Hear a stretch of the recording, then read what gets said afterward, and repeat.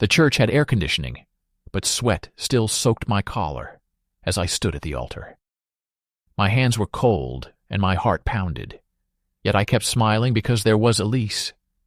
In that white dress, she looked unreal, curves that could stop traffic, and a smile that could disarm an army. She stared at me like I was the only man alive, and for that moment, I believed it.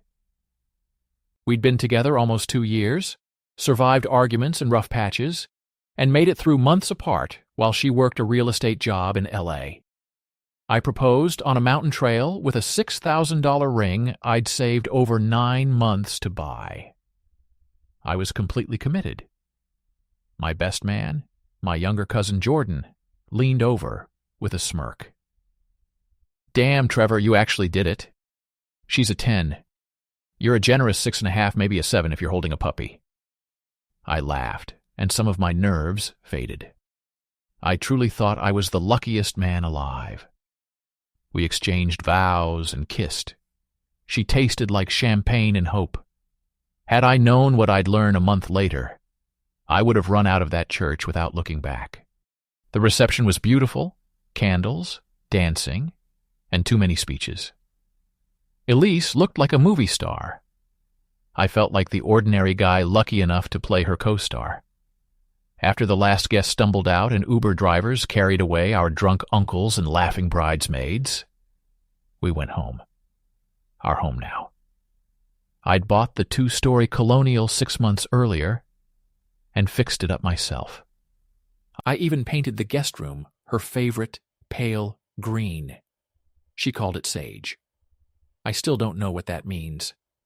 I carried her across the threshold and joked, "If I throw out my back, we're consummating this marriage in the emergency room."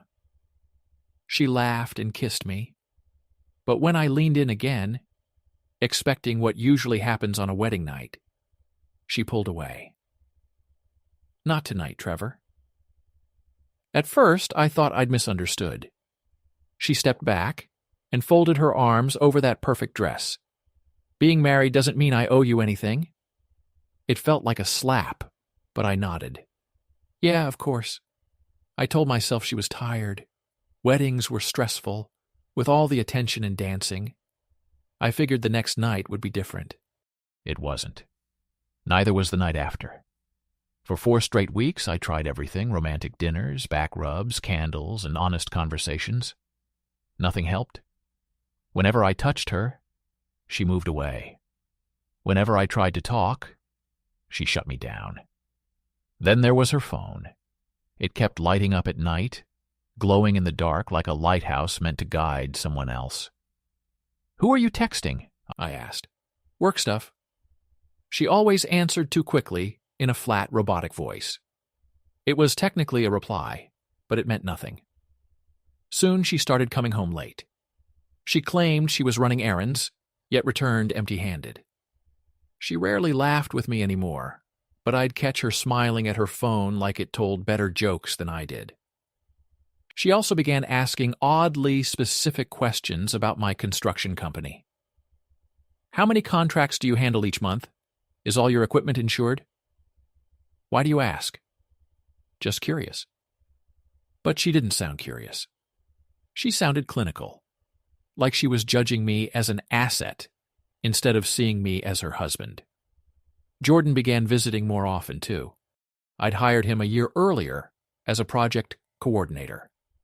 It wasn't glamorous, but it paid his bills and kept him working. He claimed he came by to discuss business, though those talks always happened in our living room. His eyes also stayed on Elise a little longer than they should have. "How's married life, big guy?" he'd ask with that irritating grin. "She's adjusting," I'd answer with a forced smile. He'd nod. Then Elise would enter, and something in his expression would shift for a second, like a flicker behind the grin. Elise would give him a quick little smile in return, almost by reflex. It was subtle, but something deep inside me knew it wasn't right.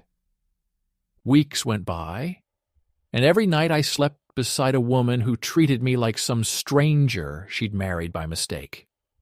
At first, I kept trying. I gave her back rubs, made breakfast in bed, and bought flowers from that overpriced shop she used to love. All I got back was silence and the same hard sentence. Being married doesn't mean I owe you anything. Eventually, I stopped trying to touch her. You can only put your hand on a hot stove so many times before you finally leave it alone. The worst part was her damn phone.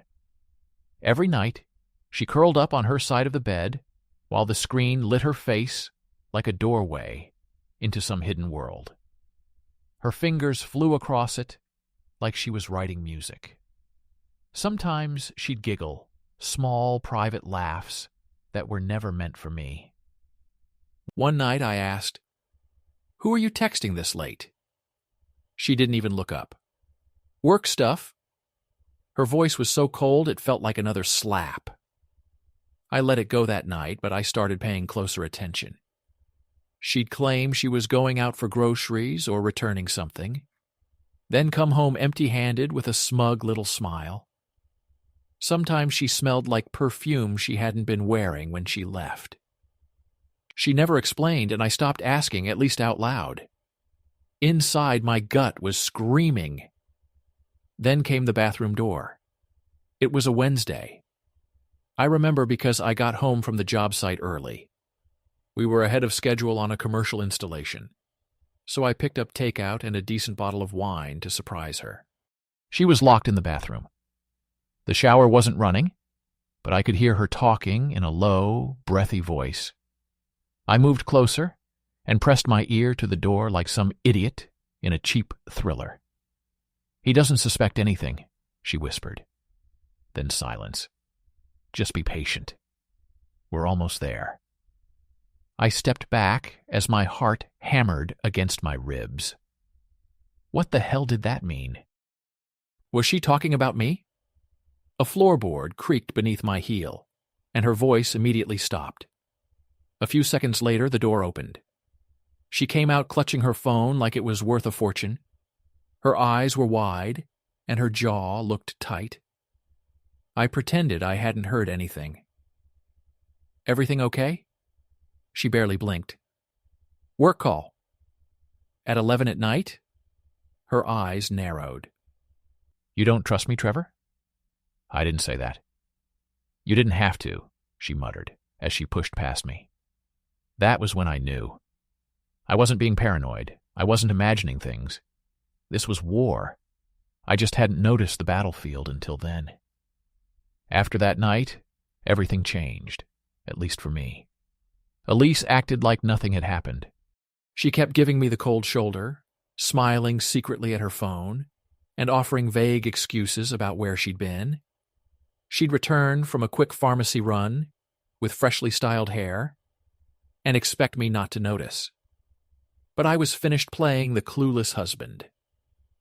I stopped questioning her. I stopped reacting. That seemed to scare her more than anything. I think she was comfortable when I looked hurt, confused, and weak. But once I became quiet, she noticed, and that silence gave me space to watch. One night, she left her phone on the kitchen counter while she showered. A message lit up the screen. Normally, I wouldn't have looked. That night, I did. The message contained only 2 words. All good. It came from a contact saved simply as J. It looked harmless, but my chest tightened. J? Elise didn't have any friends whose names started with J. None I had met or ever heard her mention. And real friends didn't send messages like that at 10:42 at night. I didn't open it. I didn't have to. My gut already understood. Then I heard the shower stop. I stepped away from the counter like I was leaving a crime scene. Elise came downstairs, wrapped in a towel, her hair wet, and her skin still glowing from the shower. She noticed my expression immediately. Her eyes moved to the phone, then back to me. "What were you doing?" "Nothing." "Your phone buzzed." She gave me a sharp stare, like a cat getting ready to claw a dog across the nose. "You read my messages?" "No, I only saw the screen light up." She grabbed the phone, rushed upstairs, and slammed the door. I couldn't sleep that night. The air inside the house felt heavy, like the walls knew I was sharing a home with a liar. The next morning, after she left early to run errands, I logged into our shared phone account. Elise had insisted on joining my phone plan to save money. Now I thanked every god above that she had. I opened the call history, and the color drained from my face. There were dozens of calls to the same number, always late at night. Some happened while I was working. Others came while I slept beside her. The number belonged to Jordan. My cousin, my best man, my employee. The same Jordan who constantly found reasons to visit. The same one who asked about Elise with that stupid grin. The same man who joked at our reception. "Careful, Trevor. If you don't keep her happy, somebody else will." I had dismissed it as a bad joke. Now I saw it for what it was, a confession disguised as a warning. Something inside me broke when I saw those records. I wasn't heartbroken yet. I was focused. It felt like a switch had flipped, locking every trusting, gentle part of me somewhere deep inside. For a month, I'd slept beside a woman who lied straight to my face. Jordan, my own family, had been helping her do it. They believed I was stupid. Maybe I had been, but not anymore. 2 days later, Elise said she was meeting a friend for drinks. She wore a low-cut black top she hadn't touched in months, and sprayed on expensive perfume I hadn't smelled in weeks. I stayed in the kitchen, pretending to look through my phone. "Which friend?" I asked casually. "Mallory," she answered without hesitation. "I haven't seen her in forever." I nodded. "Tell her I said hi." She smiled. "Sure." Then she walked out like everything was normal. The problem was, Mallory lived in another state. Elise had told me that herself 3 weeks earlier. I waited exactly 10 minutes, grabbed my keys, and climbed into my truck. Then I followed her. I kept my lights off and the radio silent. All I felt was that quiet, burning anger that comes when your mind finally accepts what your heart already knows. This was betrayal. She drove outside town, past the highway exit, and turned onto an old service road leading into an abandoned industrial park. It was full of broken lights, unfinished warehouses, and enough privacy to destroy a marriage. I parked far enough away that she couldn't spot me. Then I saw Jordan's car, that rusty gray Mustang he kept promising to restore, pulled up beside hers, like they'd done it many times before. He got out first. Elise stepped from her car seconds later. Neither of them looked around or hesitated. They kissed. It wasn't some nervous little peck. It was deep and familiar. His hands held her hips, while her fingers slid into his hair, like they were acting in some trashy soap opera. I squeezed the steering wheel until my knuckles cracked. I expected rage or heartbreak. Instead, I felt nothing but cold. It was like my soul had packed up and left me alone with the damage. I drove home without thinking, her laughter still ringing in my ears and his hands on her hips, replaying in my head. I sat alone in the dark kitchen. The wine remained on the counter, and the glasses were still untouched. They thought they were smart. They saw me as some clueless construction worker with a truck and a good heart. They probably expected me to cry, give up, and quietly move out. They didn't know me at all. I didn't sleep that night. I sat in my office with only a desk lamp and the truth. Everything I believed about Elise was gone. Everything I once felt for Jordan had been buried beneath concrete. All I had left was focus.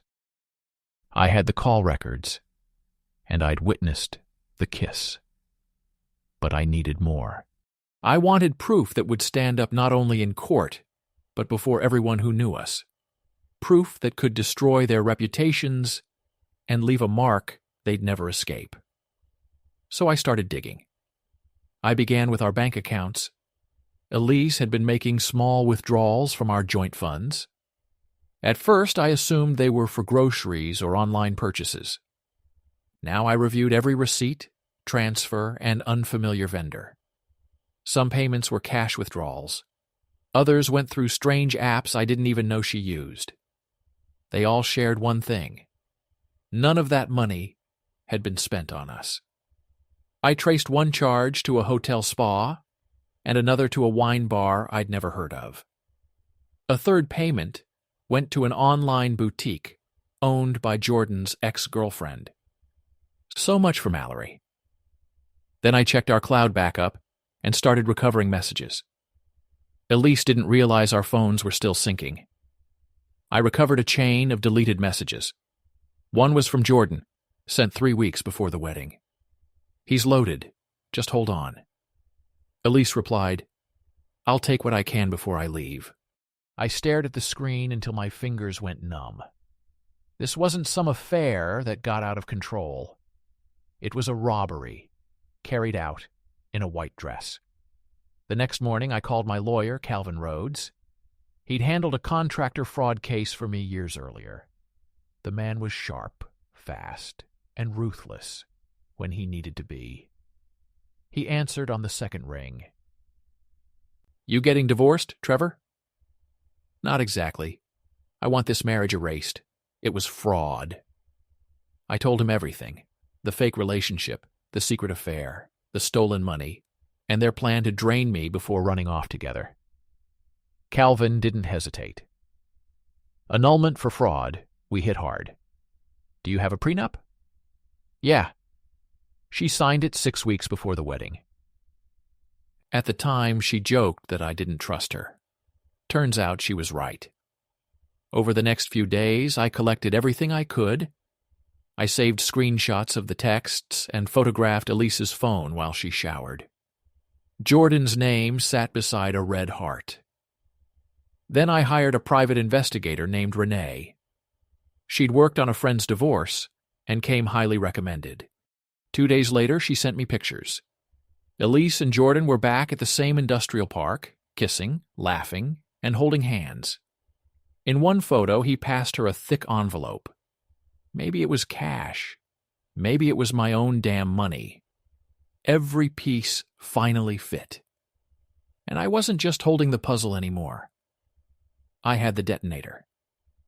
Elise sensed something was wrong when I stopped reacting. I no longer argued, questioned where she was going, reached for her in bed, or cared when she came home late. I simply watched. That made her nervous. She started leaving whenever I entered a room, guarded her phone more carefully, and even packed a weekend bag. She claimed she needed space to clear her head. I let her go. She thought I was surrendering. In reality, I was preparing the first strike. The day I filed for annulment, Calvin sent a process server directly to the house. I made sure I wasn't there. 10 minutes later, Elise called, screaming, "You can't do this, Trevor. We're married." "No, Elise, we're not. You lied your way into this." "Stop being dramatic. It wasn't that serious. You and Jordan planned it before we took our vows. You tricked me and used me." She went quiet. Then came the fake tears. "Trevor, please. This doesn't need to get ugly." I ended the call. She struck back immediately. The following day, she filed a counterclaim. She demanded alimony, said I forced her to sign the prenup, and claimed she deserved half my company. That was a bold move for someone whose deleted messages called me a cash cow. Then Jordan showed up. He walked into my office Monday morning like nothing had happened, carrying a clipboard and wearing his usual smug expression. "Got those site updates for you, boss," he said, dropping the papers onto my desk. I didn't look at them. "You're fired." His smile vanished. "What?" "You heard me. Pack your things and get out." "Come on, Trevor. This is about Elise. You're overreacting." I stood and stepped close enough that he had to look me in the eyes. "I saw you with her." He swallowed. "It's not what it looked like. It looked like you were kissing my wife. Was I mistaken?" He opened his mouth, closed it again, grabbed the clipboard, and walked out while muttering curses. The real ambush came that weekend. My mother invited me over for dinner. She said she missed me and wanted to talk. When I walked inside, Elise and Jordan were sitting at the kitchen table like it was a normal Sunday meal. My mother hurried toward me. "Trevor, please, hear them out. They told me everything. It was a mistake, just some fun that went too far." I looked at them. Elise refused to meet my eyes. Jordan gave me a pathetic half-smile, like he expected us to hug and forget everything. "This was fun to you?" I asked slowly. "Trevor," my mother began, "lying to me? Sneaking around behind my back? That's your idea of fun?" She flinched. "He's your cousin. You should forgive him." I gave a cold, empty laugh. "Not anymore. He's a parasite." Then I turned toward Elise. "And her? She's a con artist who thought marriage came with direct deposit." Elise stood up, looking insulted. "That isn't true." Jordan reached for her arm, like some bargain bin hero. "Come on, man. Let's talk." I stepped closer, looking down at both of them. My voice stayed low and calm. "You don't get to talk. You don't get anything from me, not my company, my money, or my name." Then I faced my mother. "If you're choosing their side, you can stay with them." "Trevor?" I walked out while their voices faded behind me. The court date came quickly. Elise's attorney was the kind of slick guy you see in TV commercials, wearing fake sympathy and a $1,000 tie. He entered like the case was already won, as if I were just a bitter husband trying to cheat his innocent wife. Elise wore a pale blue dress with curled hair and red eyes. She'd probably rubbed onions on them in the parking lot. Jordan was nowhere around. I guess even he wanted no part of the show once there were no cameras. Her lawyer stood and gave his little performance. "Your Honor, my client was pressured into signing a prenuptial agreement while under emotional distress. She was controlled, isolated, and left with nothing." I didn't react. Neither did Judge Whitaker, a sharp older woman who looked like she'd seen every trick ever used and burned the instruction manual afterward. Then Calvin took over. He didn't say much. He let the proof speak. Phone records, cloud backups, photos, screenshots of deleted messages with lines like, "He's loaded. Just hold on." And, "I'll take what I can before I leave." Then came the best part. The metadata showed Elise's supposed abuse photos had been edited after I filed for annulment. Her entire story fell apart in less than 10 minutes. Calvin looked directly at the judge. This wasn't coercion. It was planned. She married him for financial gain and already had an exit plan with his own cousin. Elise shifted nervously in her chair. Her attorney flipped through papers like one of them might save him. I took the stand and told the truth without dressing it up. She married me for money. When I caught her cheating, she tried to take even more. I'm not here because I'm angry. I just want my name back. Judge Whitaker didn't even call for a break. "Annulment granted," she said. "The prenup remains valid. No alimony and no division of assets." That was it. Finished. Elise stormed out without speaking. Her lawyer followed close behind, whispering something she clearly didn't want to hear. I didn't smile or celebrate. I just stood there quietly. Free, at least for now. That evening was peaceful, Cool air, crickets somewhere in the distance, and a beer in my hand. I sat on the porch doing nothing but breathing. For the first time in weeks, the silence didn't feel heavy. It belonged to me. Then headlights appeared. Jordan's truck, of course. He pulled into the driveway slowly, like moving carefully might somehow undo what he'd done. He climbed out with both hands raised, as if surrendering to the police. "Trevor," he called, "just hear me out, man." I stayed where I was. "You have 30 seconds. He began talking fast, almost panicking. "She left me. Elise dumped me, man. Said I was useless after you filed. I lost my job. The guys won't speak to me, and Mom cries every day. I know I messed up. I know." He stepped closer.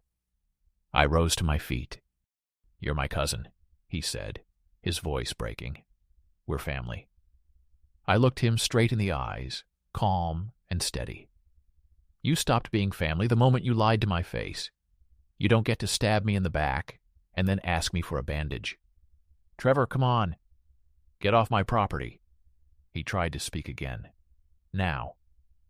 Jordan stood there, like some part of him still expected me to forgive him. Then he turned, climbed into his truck and drove away. I didn't watch him leave. The next morning I found a letter in my mailbox. The handwriting was neat, with no return address, but I recognized it immediately. It was from my mother. 2 full pages of guilt disguised as love. "You're breaking my heart, Trevor. He's your cousin. You're acting like a stranger. Family forgives." I read it once, lit a match, and watched it burn in the kitchen sink. Family doesn't betray you and then treat forgiveness like something they're owed. After that, life became quieter. No surprise messages, no unexpected visits, no guilt-filled letters or lawyers sliding papers across a table. It was just me, my company, and peace. Paige, my office manager, kept everything running. She'd worked for me for 5 years, never called in sick, missed a deadline, or flirted her way into getting what she wanted. Funny how chaos makes you appreciate calm. One morning, she entered my office carrying 2 coffees. She set one on my desk, then stayed by the door. "You look better," she said. "More like yourself." I raised an eyebrow. "Was I really that bad?" She smirked. "You had the emotional range of a wet sponge. Now you're back to being normally grumpy." I laughed, and for the first time in what felt like forever, it was genuine. "Thanks for keeping things together," I said. She shrugged. "I believe in what you built. I wasn't going to let 2 freeloaders destroy it." She started to leave, then stopped at the door. "Ever think about getting a drink outside work?" I looked up, surprised, but not unsure. "Yeah, I have." She smiled. "Good. We should do that." There were no fireworks, dramatic music, or slow-motion looks. It was simple, honest, and comfortable. After everything I'd been through, that was exactly what I needed. A few months passed. Jordan called once and left a voicemail. It began with, "Hey, man," and ended with crying and nothing I cared to hear. I deleted it without listening to the middle. Elise disappeared. She was probably somewhere else, chasing a new target, with a different name and the same old plan. A mutual acquaintance told me she tried dating some finance guy. It didn't last. My mother never apologized, though she mailed me a birthday card. She didn't sign it. Inside was a Bible verse about family and forgiveness. I didn't burn it. I just stopped opening anything else she sent. The business stayed strong. My crew seemed to respect me more after everything happened. Maybe seeing me stand up for myself made them view me as a better leader, not a weaker one. And Paige became more than my office manager. It wasn't a fairy tale or some wild romance. We were simply 2 adults who had survived our own storms and found comfort in the calm. Neither of us tried to impress the other or pretend to be someone else. It was real. The kind of connection that never needs to shout to be noticed.